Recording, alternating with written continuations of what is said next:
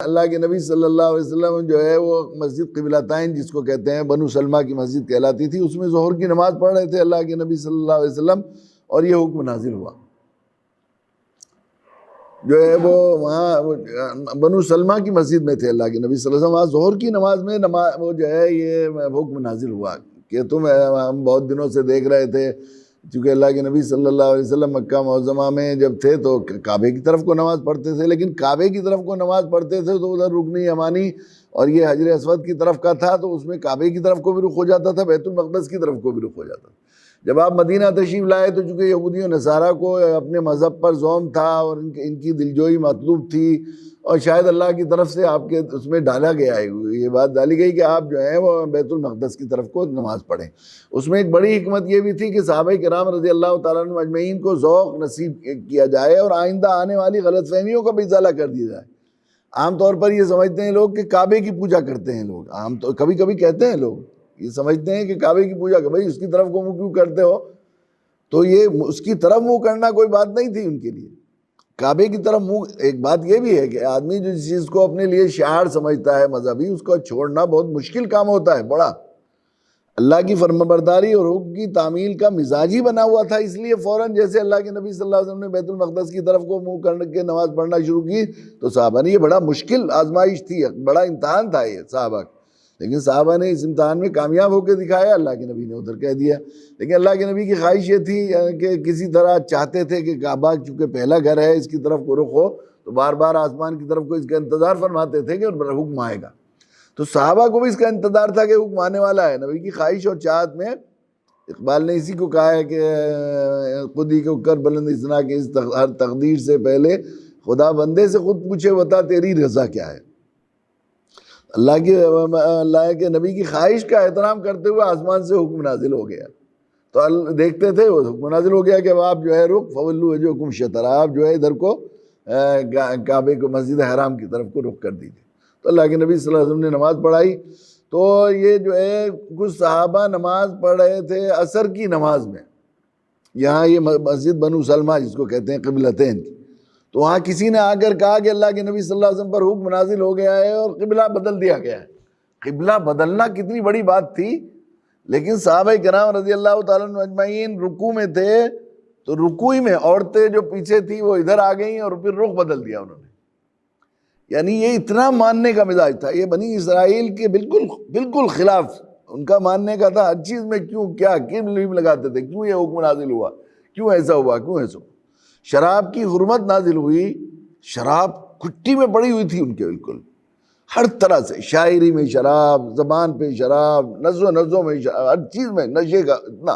اتنا رواج تھا، لیکن ذہن بن گیا کیونکہ آیتیں نازل ہو رہی تھی تو سمجھ گئے کہ کہاں جا رہی ہے اللہ کا حکم، کدھر جا رہا ہے۔ پہلے سے جب دل ماننے کا ہو جائے اور ذوق میں مناسبت پیدا ہو جائے شریعت سے اور حکم سے، تو اندازہ ہو جاتا ہے کہ اللہ کو کیسے آنے والا ہے اور کس طرح اللہ کے نبی صلی اللہ علیہ وسلم وہ کر رہے ہیں۔ تو پہلی آیت نازل ہوئی تو جو ہے تتخذون سکرم ورزقا حسنا، تم جو ہے پھلوں میں کہ اللہ تعالیٰ نے کیسا انعام دیا ہے کہ تم اچھا جو ہے اس سے شراب بھی بناتے ہو اور رزق حسنا بھی بناتے ہو۔ اب سمجھ میں آ گیا یہ بات، پہلے یہ بات بتائی گئی کہ شراب رزق حسنا نہیں ہے بلکہ ایک بری چیز ہے، گندی چیز ہے، یہ دل میں ڈالی گئی۔ پھر کہا کہ اسمہما اکبر من نفعہما، دوسری آیت نازل ہو گئی کہ اس میں کچھ تھوڑا سا نفع بھی ہے لیکن نفع جو ہے وہ نقصان کے مقابلے میں بہت زیادہ ہے۔ پھر آپ نے فرمایا کہ وَلَا تَقْرَبُوا الصَّلَاةَ وَأَنْتُمْ سُكَارَىٰ۔ دیکھیے دعوت کی تدریج کیسے، ایک دم حکم نازل نہیں ہوا، جو چیزیں دلوں میں گھٹیوں میں بسی ہوئی ہیں تو پہلے مزاج بنانا پڑے گا، طبیعت کو اس کے لیے آمادہ کرنا پڑے گا۔ ایک دم حکم نازل کر دیا جاتا تو کیسا ہوتا ہے یہ اسلام، یہ جو ہے ترتیب دعوت قرآن نے نزول کے حساب سے تھوڑا سکھائی گئی۔ ایسی اتنی بری عادت تھی لیکن کیسی ترتیب سے اور کیسی حکمت سے ان کے دلوں سے شراب کی محبت اور شراب کا تعلق اور شراب کا چسکا قرآن نے نکالا رفتہ رفتہ۔ تو وَلَا تَقْرَبُوا الصَّلَاةَ وَأَنْتُمْ سُكَارَىٰ، تم ہم سے ملنے آ رہے ہو تو ایسے حال میں کہ تمہیں پتہ بھی نہ ہو کیا کہہ رہے ہو حاکم الحاکمین کے دربار میں، تو نشے کی حالت میں تم اس لائق نہیں ہو کہ حاکم الحاکمین کے دربار میں آؤ۔ پھر آیا انما الخمر والمیسر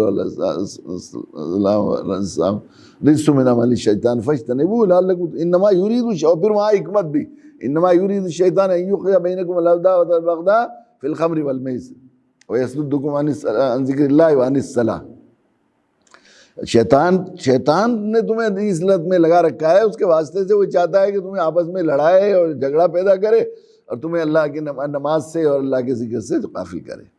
تو پھر کیا ہوا، لوگوں نے مسجد شرابیں اس طرح بہا دی، سارے مٹکے اور مشکیں جن میں شرابیں لگی رہتی تھی کہ مدینہ میں کی گلیوں میں اس طرح شراب بہہ رہی تھی جیسے پانی کی تیز بارش میں رو۔ ایسے میں قافلہ ایک صحابی کا قافلہ آ رہا تھا تجارت کا، اور اس میں بڑی تعداد میں شراب اونٹوں پر بندھی ہوئی آ رہی تھی۔